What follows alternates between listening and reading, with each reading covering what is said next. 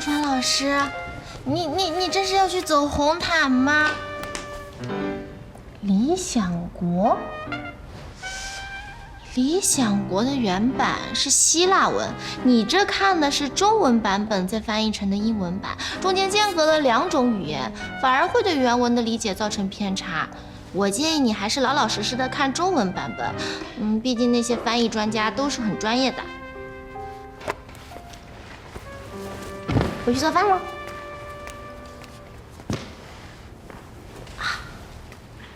老师，合同我已经拟好了，你明天有空的话，我就给你送过去呗。干嘛？在跟谁说话？姜老师呗，还能有谁？明天是休息日，你不好好睡个懒觉，送什么合同啊？快递寄给他。同城寄什么快递？圆月社还给了2张电影票，老师你要是有空的话，我们就一起去看呗，正好是作者编辑的。你要跟姜雨成一起去看电影，你俩很熟吗？一起去看电影？圆月社也没有规定姜雨成一定要去看吧？是发2张电影票，随便让你和谁去看。对，圆月社是没规定我和谁一起去看，但我们明天不是正好要一起出去嘛，就顺便一起去看喽。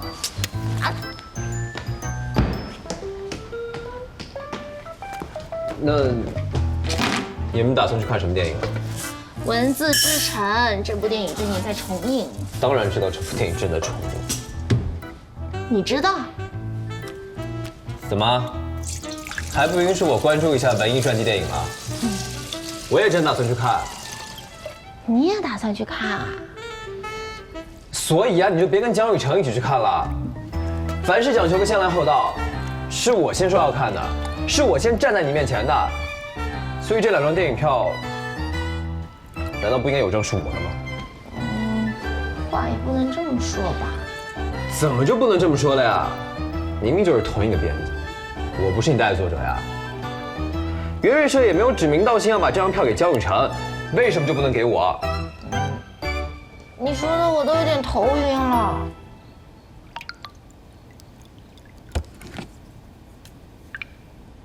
好啊，那明天中午见，我请你吃午餐吧。想吃什么？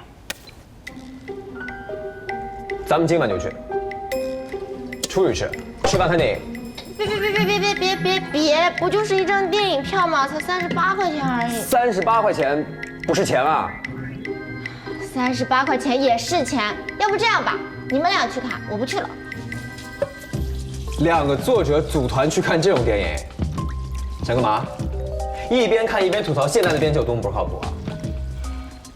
还是相互嘲笑一下。这个江郎才尽的作家好像你哦，这个男主狂妄自大、讨人嫌的模样真眼熟。我真是服了你了。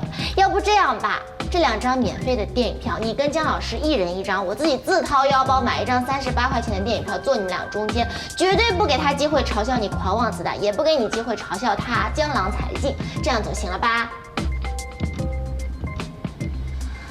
如果没什么事的话，能不能请你离开这里？如果你实在没什么事情做的话，可不可以帮我把土豆和牛肉切一下？今天晚上吃土豆炖牛肉。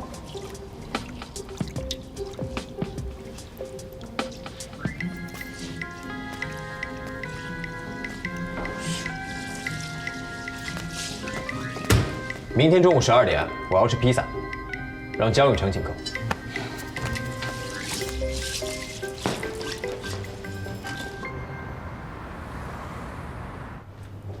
助理，他怎么来了？他很不幸，在你和他保持作者和责编关系的同时，我也是。